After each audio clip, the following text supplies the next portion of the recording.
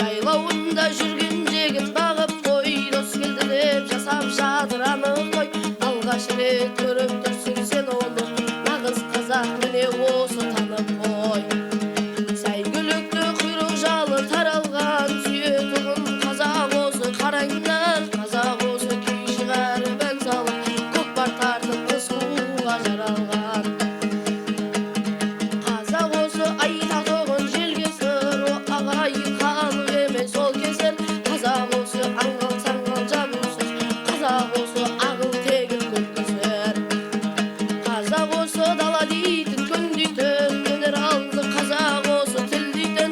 Қазақ осы қарасың ба ақсың